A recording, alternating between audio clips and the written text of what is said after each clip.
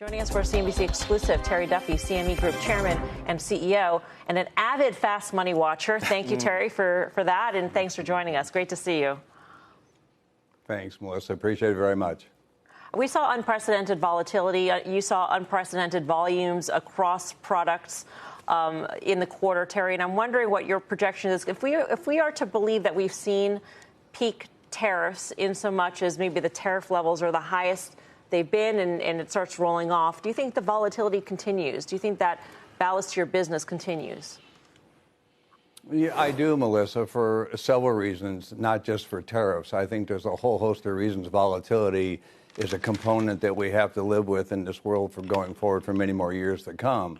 And let's start out with what we're sitting on from a debt perspective, just here in the United States alone at $38 trillion and operating at a $2 trillion a year deficit spend by our government. We're looking at record debt across whether it's student loan debt, mortgage debt, credit card debt. There's a whole host of things that are going on here that are going to increase with volatility. They don't go away. I said this just recently at a conference. You don't get the luxury of not participating when volatility continues to rise like this. The markets are all over the map, and you need to make sure you're managing that risk. So it's not just tariffs, Melissa, that's causing the vol. There's a whole host of other factors, and I'm not even referring to the geopolitical factors that's going on between Russia, Ukraine, potentially China, Taiwan, and also in the Middle East. So there's so many different factors going on around the world where volatility can rear its ugly head in no time at all.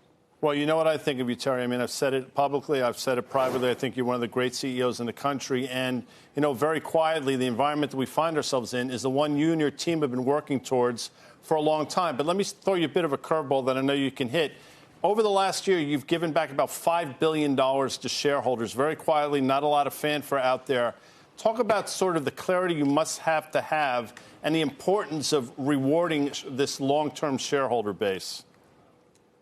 Well, I think it is really important, Guy. When you look at, I took this company public back in '02, and we've been returning capital to shareholders ever since. I was a dividend-paying stock before it was in vogue, and you know, if you were paying a dividend, you were not a growth company back in 2002, as you recall. But we've continued to reward our shareholders along the way. My board just authorized a repurchase program of $3 billion for us to go ahead and participate in. We will be opportunistic in doing so. But I think it's really important to reward your shareholders. And you talk about my dividend. My dividend's been growing year over year for the last 15 years. We want to continue on that path. We believe in rewarding our shareholders. These are difficult businesses. It's hard to predict volumes. 80% of our revenue is tied to transactions, as you know, Guy.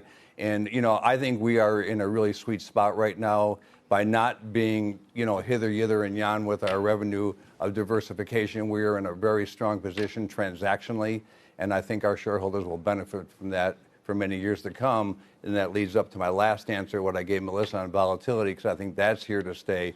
And risk management is not going away. It's only going to get more important if you want to survive in today's climate.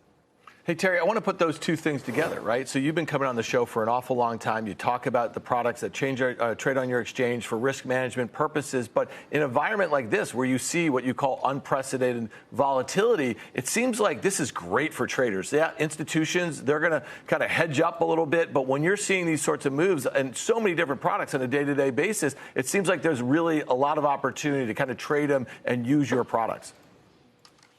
Well, that's true, Dan. There is a lot of opportunity for people to manage and mitigate their risk in our products, and that's exactly what they should be doing. But I think what's really important is the volatility, it should be fundamentally driven. And we want to make sure that we're not just chasing our tails on rumors and speculation constantly. So I think the credibility of the U.S. market, I don't want that ever to come under question.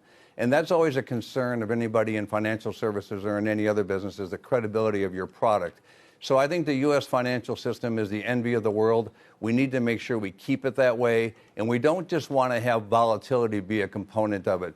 Dan, as you know, volatility is one of the components that makes market moves. It's not the only component. So it is opportunistic for the people who want to participate in and out of the market, but it's also really important for our marketplace for the producers of products to be able to do risk transfer so they can run their businesses. So the deep pools of liquidity that CME provides is very important for the end user and also for the producer. At the same time, Terry, are some of the new products contributing to the volatility? And I'm thinking most specifically about zero-day options. You know, that's a great question, Melissa. I think when you look at zero-dated options or any other product, I don't think they contribute to the volatility. I think it's the conversation or the information du jour that contributes to the volatility, not the product itself. So when you look at zero-dated options, these are new products that have become popular mostly with the retail crowd. And for CME, about 20 to 24% of our options trading on futures is zero-dated options. The rest of it is traditional quarterly expiration of options. So we don't have as much as other institutions might on zero-dated options, but I think it's really important, Melissa, not to blame a product for volatility. The product is just an aftershoot or a component of what the news of the day is to create that volatility, not the product itself.